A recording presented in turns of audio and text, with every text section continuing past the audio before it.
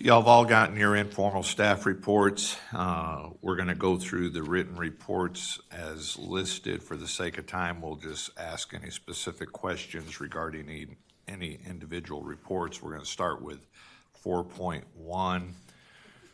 Richard, I see you over there.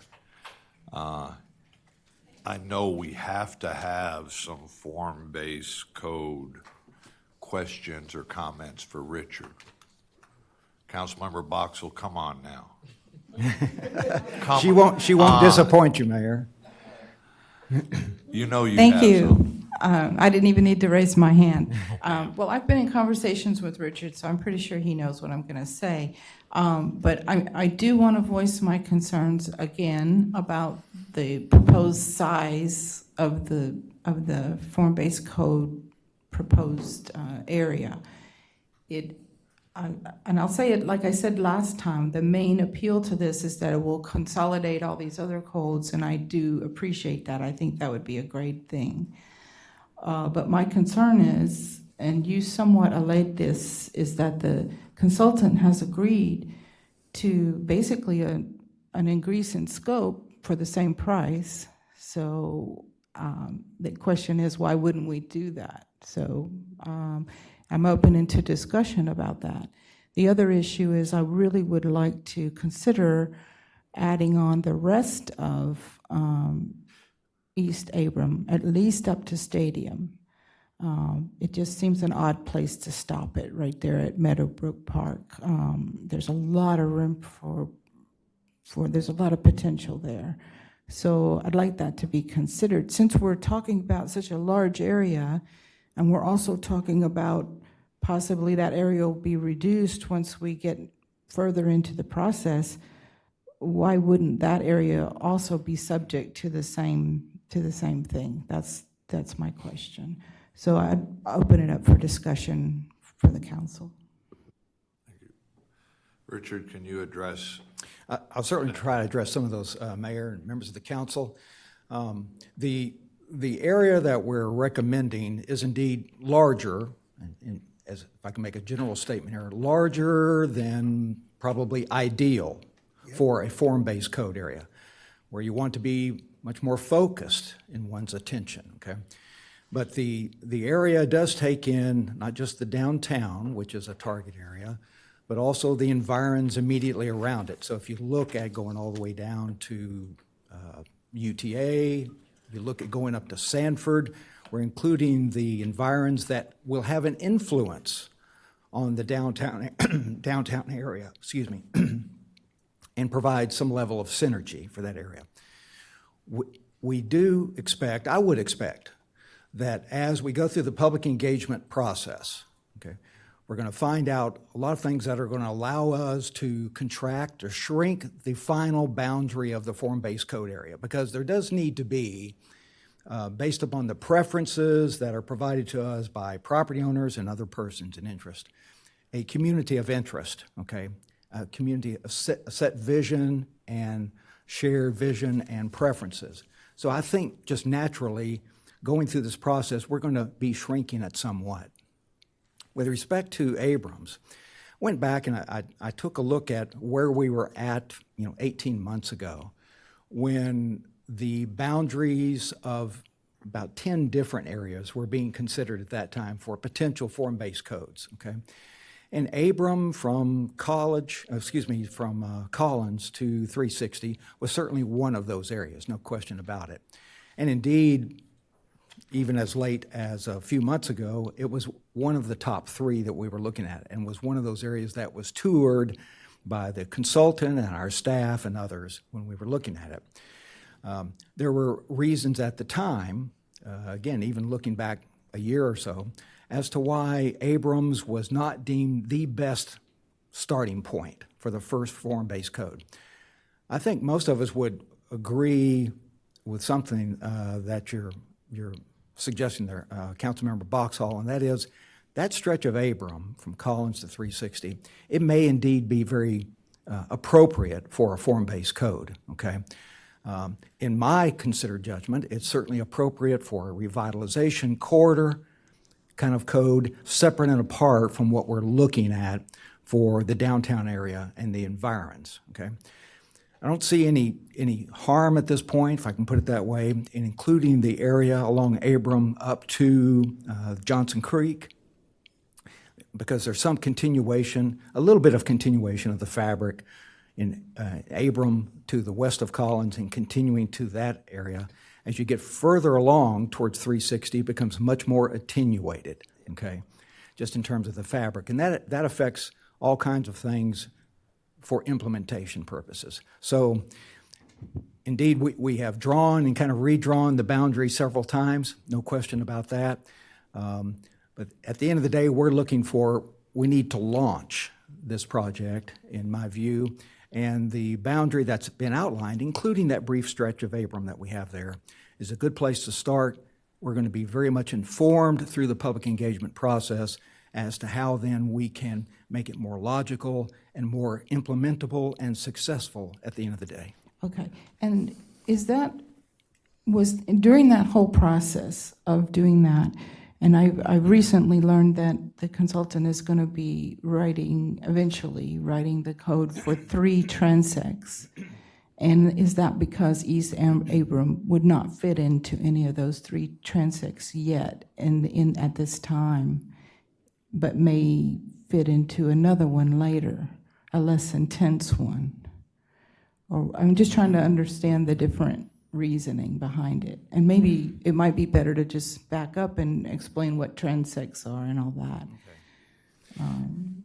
Well, without trying to predict the final shape and structure of the form-based code, okay, there are levels in the form-based code, intensities that are referred to as transects, and I won't get into all the history of that, but they are based upon intensities such as your urban core is like one transect. The areas around it that are certainly walkable to the urban core, it's going to be less intense, and then even less intense from that. But you can have a full range of transects. Again, without trying to predict the final result, I would see that in just the area we're looking at, in the downtown area and its environments, that you could easily have 3 transects or 3 levels of intensity going on there, okay? Now, just going through that process and developing those transects as to what type of intensities and design regulations are appropriate for each of those is going to be something that we would hope to be able to then make transferable to other areas or sub-areas of this area or elsewhere in the city, including the Abram area, where we could modify and customize appropriate for those areas, whether it be the Abram corridor or others. So by going through this process right now and developing a range of transects, you might be able to take one or more of these and use them in a transferable way to other areas, okay? So it's going to be a learning experience. I would submit that you couldn't just necessarily take a transect and the design regulations you have in the downtown area and plop it onto another area. You still have to go through an intense study of that area, but it's going to tell us a lot about what can be done. Sure, but it wouldn't necessarily be a completely different thing on that stretch. It is a commercial corridor. There's going to be a lot of similarities. Yeah. So I guess I'm fine with that, but I would like to understand the process of how that would happen in the future, how those transects would be applied to other areas. So if we could get into that at some point at a later time. I just don't want that area to be left out. The city has put a lot of investment into Abram Street all the way to 360. And I think we need to capitalize on the previous investments already made. Understood and agreed. Okay, thank you. Councilmember Peel. You know, one of the things we discussed after the consultant's presentation was a concern that myself and some other council members had that this thing was going too slow and was too complex and, you know, was turning out to be a giant tar baby as far as being something that weighs down the planning department and takes a long time to actually be implemented and done. And, you know, during our meeting that we had with you, we discussed how the bigger the zone, the more property owners get a letter saying your property may be deemed non-conforming as a result of this effort.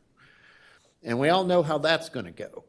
There's going to be people who are very, very worried that will express concern that once again, those elitist jerks at City Hall are taking from them the right to utilize the property the way they want.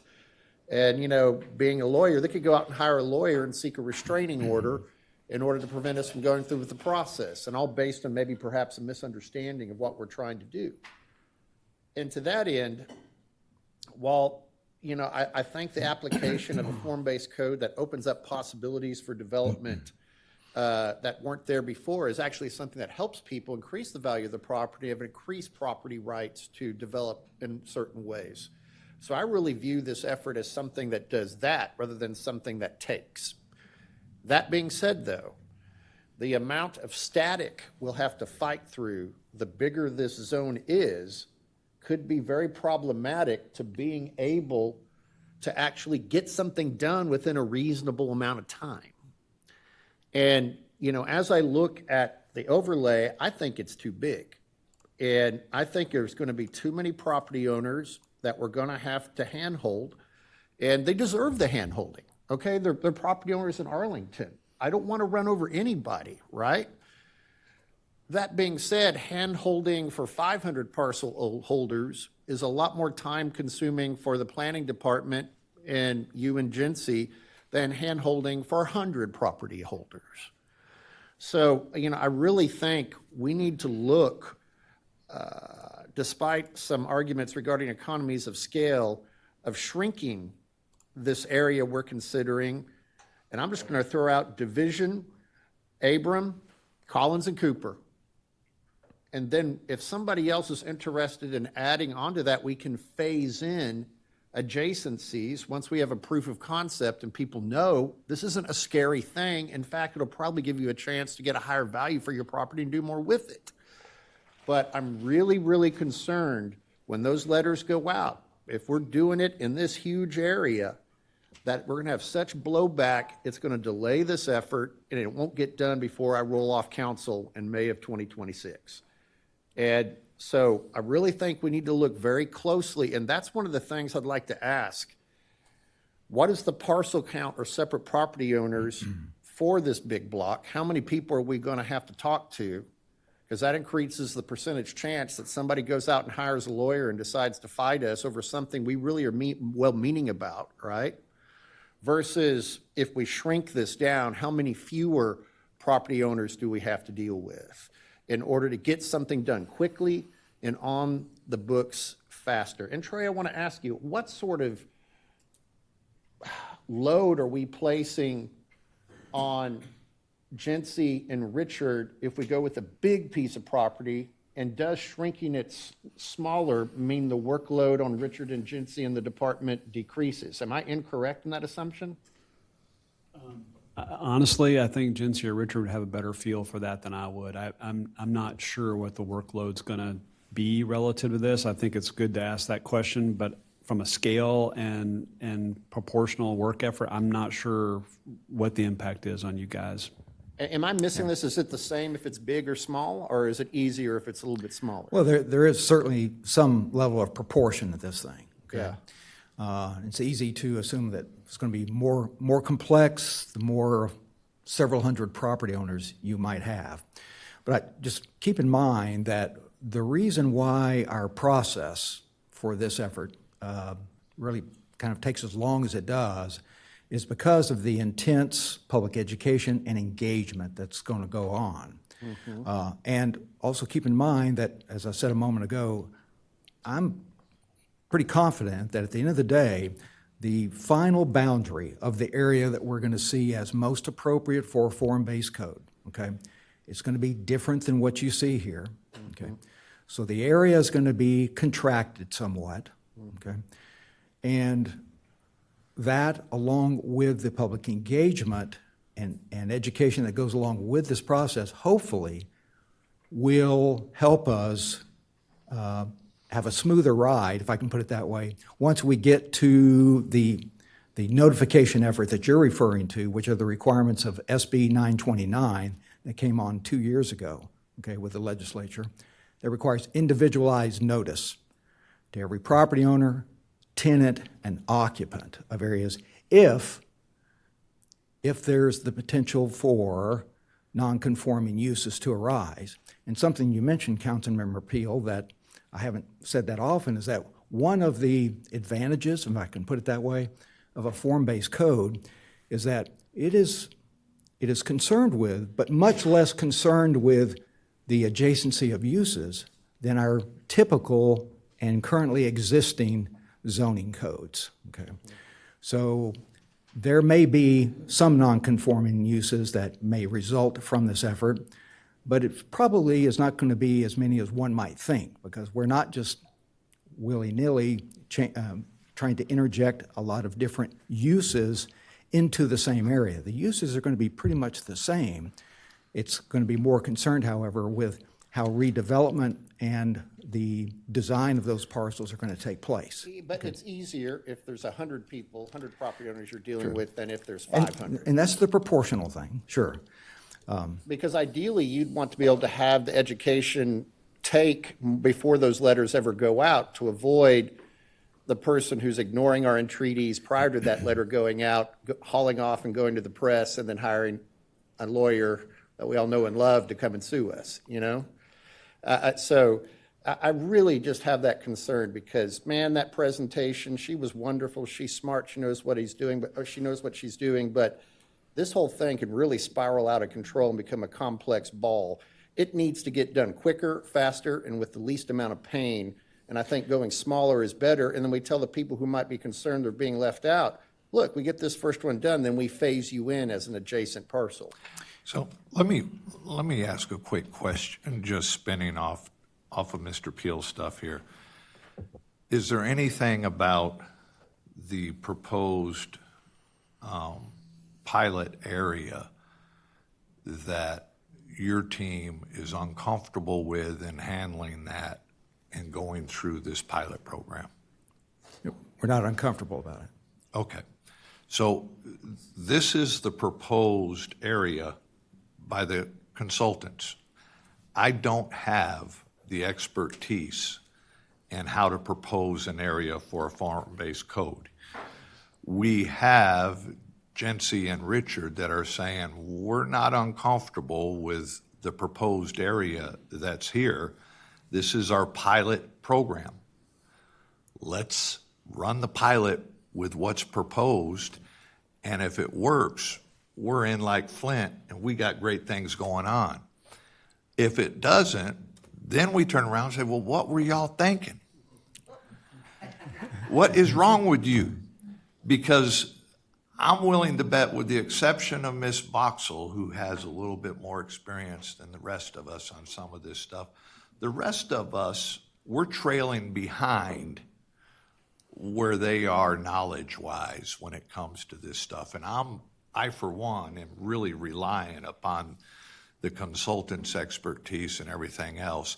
And what we need to do today, if I understand this right, is we need to pin down this area so y'all know where to go from here. Correct. That's what we need to do, right? Yes. So I'm of the mindset, we keep the proposal the way it is. We don't diminish it or increase it because they know better than we do on this, and we're hearing from our staff that they're comfortable with doing what they need to do with this. Let them pick up that ball and run with it and see if we can get a touchdown. That's an analogy for the Cowboys' hometown here, that they weren't able to do that very well this season. But I agree with you, Mayor. I think that that's right. But my concern is if we get somebody that's going to be especially problematic in regards to participation in this, talk to us and let us know. yeah, Exactly that. So for us to go to the community and actually engage it, we need a blessing from you all today to at least start that process. And after that, we will get a feel for how the property owners really feel about this thing. And then we can come back with a little bit more contracted shape and area. But at this point, we are not really in front of the community yet. So to start the process, we need to get some kind of blessing from you all that, okay, start with this boundary. Mr. Galante? Oh, thank you. I tend to agree with the mayor. And two factors on this. We already put time and resources on this. The experts, the consulting company, already have experience with larger areas, including pilot programs in other cities that were larger than the one they are suggesting. And if the staff is comfortable, I see why not. And it's a process of a year and a half, where we're going to have a lot of input from the community. So those sharp edges will be smoothed up through the process until we get a final project in pilot area. So I tend to agree with the mayor. So we should start it. Just get it going. Thank you. Ms. Boxell? Thank you. I agree with what Councilmember Galante said. My only concern is that if there's going to be a huge public education campaign, not just from property owners, but also from the larger body of our citizens. And so if you guys are comfortable with that effort and you have the resources to do it, then I'm fine with it. I don't want it to turn into a big controversy or something confrontational. And we have to keep in mind that this is voluntary. Nobody is being required to redevelop their property, but there's a lot of misconception out there. So the education part of it is going to be huge.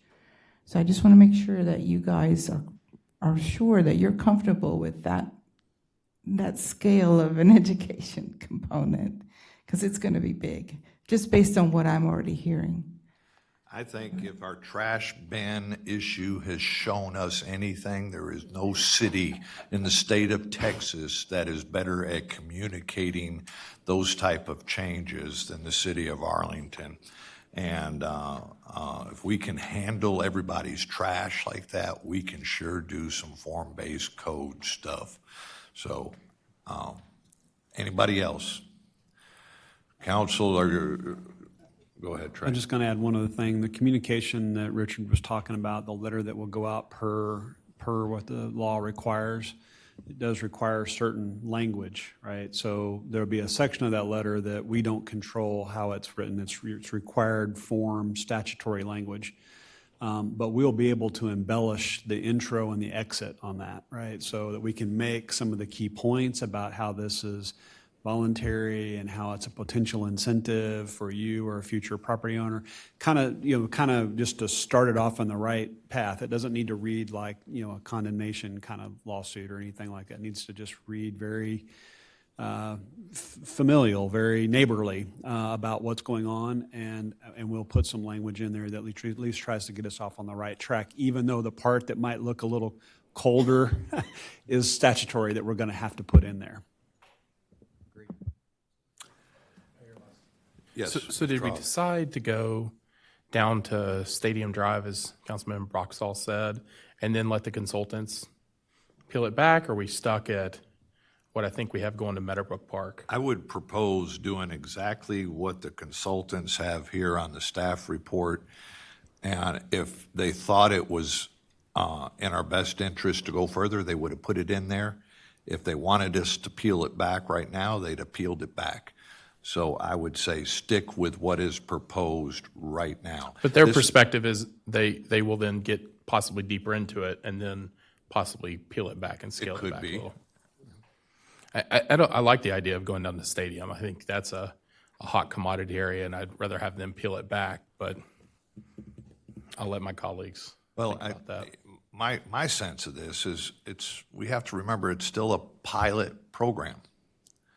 We don't do a pilot program by going from here all the way out to the east side of town and then say, okay, well, maybe we bit off more than we can chew. It's a pilot program. What they're proposing is what staff is saying that they can deal with right now. Let's see if it'll work.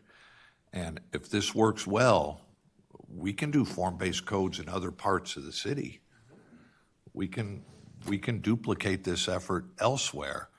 But let's test the waters first before we jump off that bridge and realize there's a boulder underneath the surface.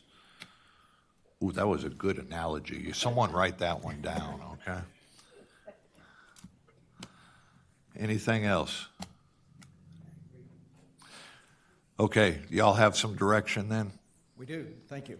Thank you.